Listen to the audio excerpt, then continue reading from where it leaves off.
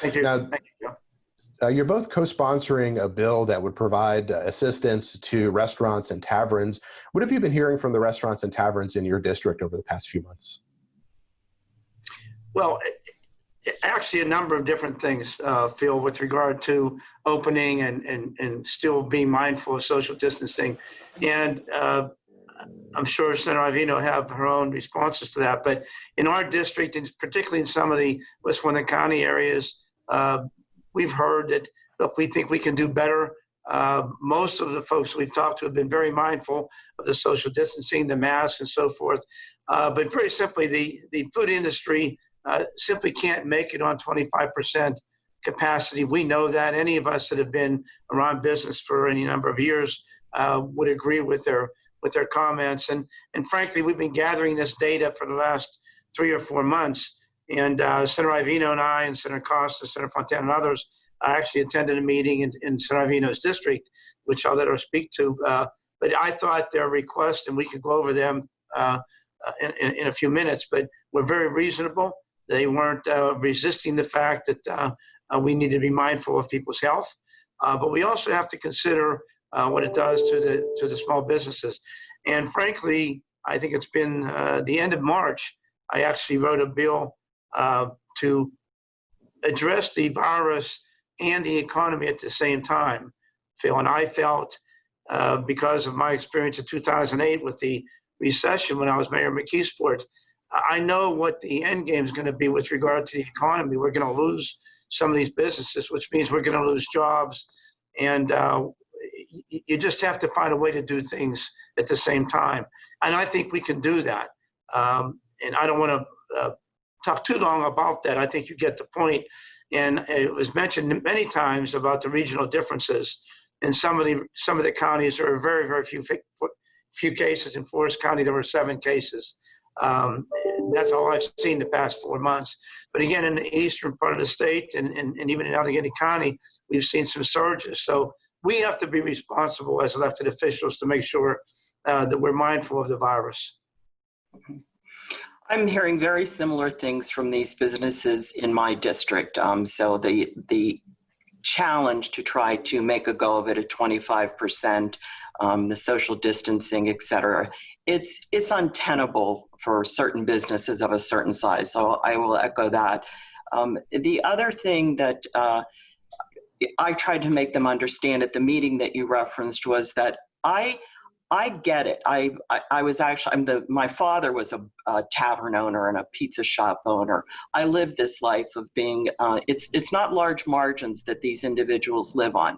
I also know, and everybody in the General Assembly needs to appreciate, this is the 3rd largest sector of our economy in the state, this restaurant and tavern industry. It represents 10% of the jobs. We have to do everything we can to preserve this sector of the economy and help it along the way. So that was the impetus of the 7-point plan. It is relief for them immediately, and then it also extends into aspects that will be recovery for them with regard to some of the more specific details of licensing fees and relief from late payments and things like that. It was a great discussion that we had. They brought other ideas to the table. What Senator Brewster and I have done to this point is put out the memo for the legislation. Our marker is down, our placeholder that we're doing something here now. It's about the devil in the details to get it into exact language. So it was a great opportunity to hear directly from them to incorporate some of their ideas into this bill. Well, let's talk a little bit about what's in the bill. The bill does offer a grant. How much is the grant? These grants range from $5,000 to $50,000, depending on the size of your annual income. And it's an expansion of a program that we had already established for small businesses. What we do with this legislation is carve out an additional $100 million that is specifically earmarked to go to restaurants and taverns. Where does that money come from? That's the CARES Act. Is it coming from the CARES Act? Yes. What will restaurants and taverns need to do to apply for it? Well, the detail of the actual application is already laid out. It's pretty simple. We've been doing similar things with small businesses the past couple of months. So it's just it's a simple application. The fact that they don't have to pay it back is important. And I'm going to give Senator Iovino a lot of credit for working with the caucus to help put this package together. I just want to digress this for a moment, Phil. One of the topics of our meeting was to get open. They certainly appreciated the bill. They know that they're going to use that money at the end of the day. But the essence of the discussion was to get open. So it's a twofold approach here.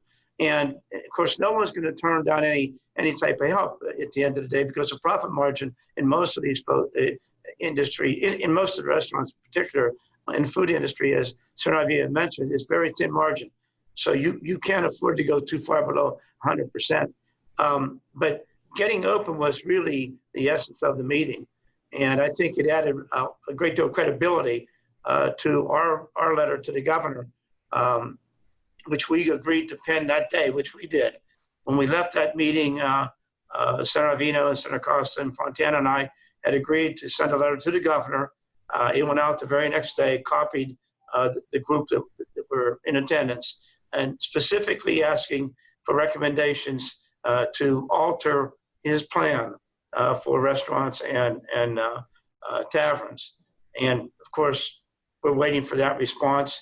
But it was all based on a reasonable strategic process that they had already thought about, and which I was impressed with. I mean, the fact that they were willing to make the investment in the dividers, moving the tables, whatever structural differences in their restaurants and bars that they could make and still be in compliance, and try to get that 25% occupancy up to a percentage that would get them at least close to break even. So the actual bill that we worked on to give them relief on license fees, as Iovino mentioned, and get the grant money out to them is really to complement them still staying open. In other words, if we don't alter the ability for them to stay open at a higher capacity, our bill will be effective, but not as effective. So it really has to happen jointly. If I could piggyback on what Senator Brewster just said there too, also to their credit, in addition to their goal and their objective, is they've got to get the doors open again, and they've got to get them open with the business capacity that is really sustaining for them. But they also fully were ready to embrace the idea that they had to be part of the self-policing of their industry so that the bad actors didn't shut them down again. Their other challenge during this COVID has been not just that they've been, well, first of all, it was closed, then it was reopened at a certain capacity, then it was closed briefly, now it's reopened again. It's the inconsistency of what they're trying to do to get any sort of sustainable business model going again. So very, very receptive and very productive, a great discussion. Yes. And Phil, if I may add to that, Senator brings up a great point. It goes really beyond the individual taverns and restaurants. Their suppliers, when they're told in 24 hours at 12:01, we're changing the rules, they lose product. Some of the product is given away, thrown away. Employees then are not scheduled for the next couple of weeks. Their suppliers of their product then cuts down their inventory. So then when they're told they can open up a little further, they can't get the inventory. So there's a ripple effect. And frankly, some of the employees, many of whom are part-time, are on and off of unemployment. Some of them are trying to find other employment. It creates, as the senator said, a very inconsistent life for them, 24 hours a day. And that's the thing we wanted to smooth out. I don't want to criticize the medical field, but we know now that some of the spikes, in my opinion, I'm not a doctor, some of the spikes reflect tests that were taken 2 weeks ago. My wife had a test, and it's been 16 days. So somewhere she's going to be in a spike, but have already gone through the 14 days.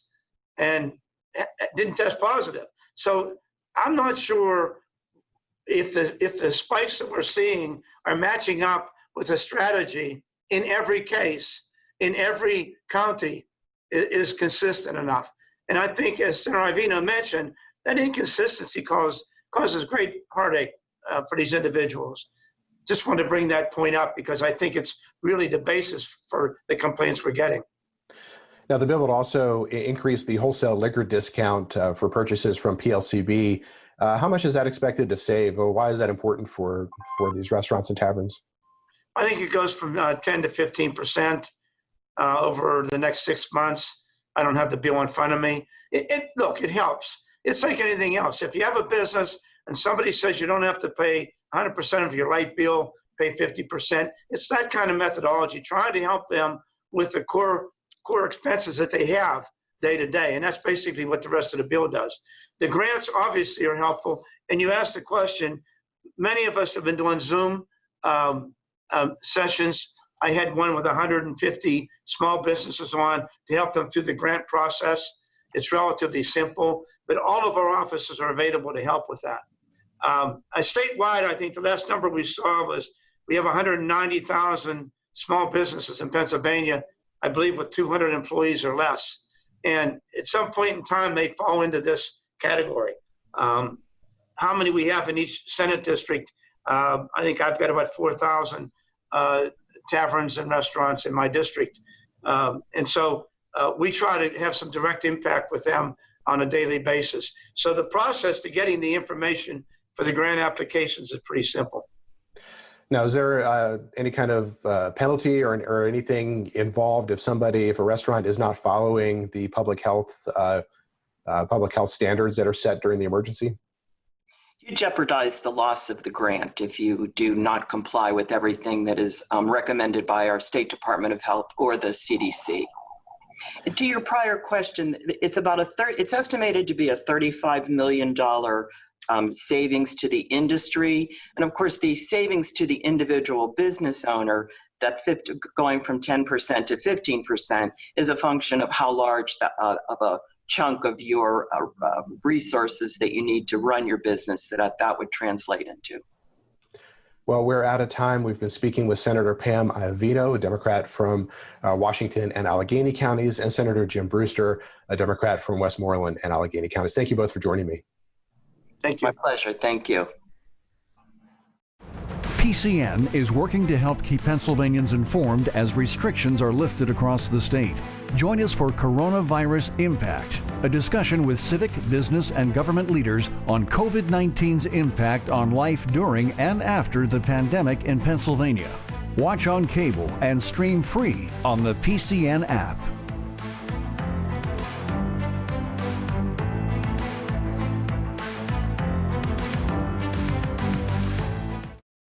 Stephen Caruso is a reporter with the Pennsylvania Capital Star. Stephen, thank you for joining me. Thanks for having me, Phil. Now, you recently covered a House Democratic Policy Committee hearing that heard from workers from a variety of different sectors. What was that hearing about? So the hearing was all about what are essential workers facing as they have continued to work, during this pandemic. So, we heard from home healthcare workers, we heard from a nursing home employee, we heard from security guards, and people who have to take your phone call when you have a question about your dental insurance. So, it was a gamut. And, I think that their message was pretty clear that, the service economy was already a very hard place to work before the pandemic, and it's only gotten harder since. You're dealing with potential, there's a potential for catching this disease. Consumers are still always going to be wanting to get their thing done as soon as possible, and they're still dealing with low wages, lack of benefits, like something as simple as paid sick leave, maybe even going into healthcare. So this was kind of the overall message that our lawmakers, specifically Democratic lawmakers, heard this policy committee hearing. Now, one of the topics that has come up over the past few months is how there's a disproportionate representation in essential jobs among, for example, African Americans and women. Was that something that was talked about during the hearing? Yeah, it was brought up multiple times. I mean, you had a pretty diverse slate of workers there. You had Black women, Latino women and I think there was only like 2 men out of like 8 different people who testified. So, I think that there's been a lot of reporting and data that showed that, like, most of the people who are essential are women, and then a lot of times those jobs are filled by women of color. So, I think there's there's a lot of focus on how do we make sure this is an equity issue, that everybody is sort of being treated equally, and not we're not just putting marginalized people in the line of duty again. I think that it's one of the more interesting things that came out of this hearing too was a lot of talk about enforcement, because even though we have these rules about how businesses must run, one of the things that came out in this meeting is that enforcing those rules is a whole other matter. Wolf can say what he wants. In some ways, it almost proves the talking point. Is like, but Wolf can put out an order saying people should wear masks, and there should be service online if possible, but it's another thing to enforce that. And how do workers who are now coming into work every day make sure that they are being respected and these rules are being followed? Are there things that workers can do if they feel like that safety protocols aren't being followed, or that their employers aren't providing the appropriate equipment? Yeah, the Department of Health has set up a tip line, or a tip form. It's received about 60,000 complaints so far since it was launched, and I believe that would have been May, maybe June. And one of the more interesting things that we heard is that it's hard to tell what the results are. The Department of Health, for example, doesn't have any numbers on the clearance rate of this list. So we know there are 60,000 complaints. We don't know how many of those have been addressed or how they were addressed. And there's reasons for that. I mean, the Department of Health stated that, enforcement's being handled by an assortment of different agencies: Department of State, Liquor Control Board, Department of Ag, DOH, State Police. There's kind of a lot of different places where the state can come in and say, like, hey, you shouldn't be doing that. But that makes it really hard to know, like, well, is everybody doing what they need to do? And that's kind of, I think, one of the big issues that came out of this hearing was like, well, how do we, it's one thing to set a law. How are we going to make sure that this law is actually, or rule is actually followed? So with all these different enforcement agencies trying to enforce these rules, is there a centralized database that's keeping track of the citations or complaints? There is some limited data that the state has made available for the state police. For example, we know that the state police have cited 3 businesses in the past, since about April, when Wolf officially put down a mask mandate in businesses. And there's also liquor control data that says there's been about 340 or so warnings to businesses. So it's not, those are kind of sounding like high numbers, but then also we don't know, liquor control is only restaurants. What's happening if a retail establishment is, if they're not having employees wear masks, so they're not making sure their customers wear masks, or lots of other things. And then also when you add in the fact that OSHA does, OSHA, which governs private employees, there are a lot of reporting has indicated they have issued next to 0 citations. That there's kind of this big blind spot of how are we making sure that workers are safe and we're enforcing those rules. Now, you also write about a plan to provide $3 an hour hazard pay for some workers. What are the details of that plan? Who would be affected by that? Yeah, so the plan is it's $50 million out of our federal stimulus money. And who's going to be affected? Well, we're kind of finding that out right now. Applications are open. Employers must apply to get this money. They can apply for, I can't remember the specifics, but what it would work out to is that an employee could get as much as $3 an hour extra on their wage for about 10 weeks this fall. And it's only open to people in healthcare, service workers, food retail, maybe I think food production as well. It's sort of limited, mostly to private employers. So, it's an interesting program, and it's going to get more money in people's pockets. I think it would max out about $1,200 for maybe the person who gets the max benefit, which is nothing to sneeze at. I mean, that was the benefit that the federal government gave to most every American. But it's also limited, and this kind, it's what we've seen is some unions responding, like SEIU 668, saying, well, this is the reason we need more. We need more federal money to try and solve the problem of poverty and COVID, because there are a lot of people who are either out of work, or if they're working, they're not really being paid commensurate to the risk they're taking by showing up every day.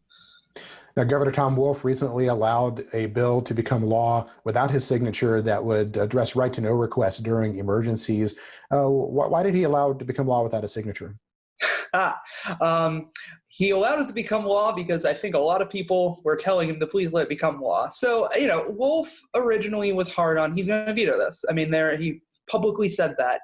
Then I think over the weekend he was asked again, and he kind of opened up of he said, if I was a lawmaker, I would have voted for it.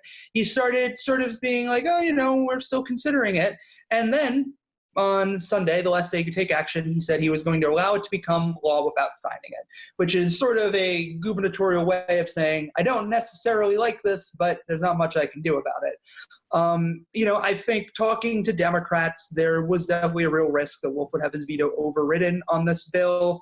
This is a bill that puts him in a tough spot. It passed unanimously. It passed with all 253 lawmakers, or maybe there's a few missing, but every person who could cast a vote on this cast a yes.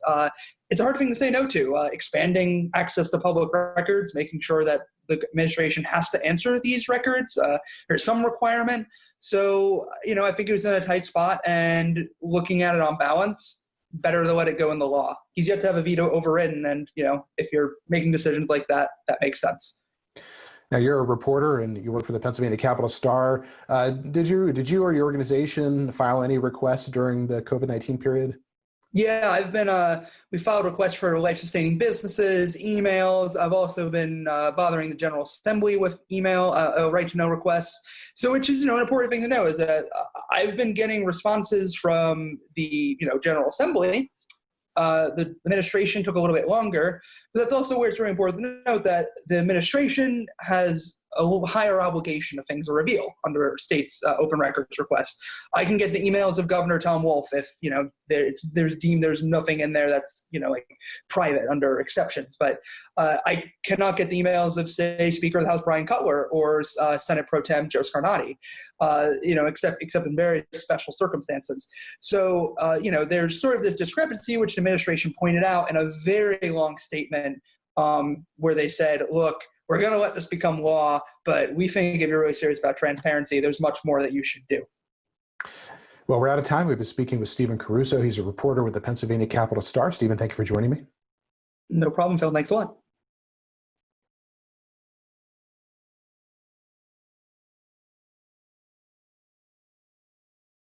We have three branches of government: executive, legislative, and judicial. Voting is a civic duty. Voters are an integral part in government operations.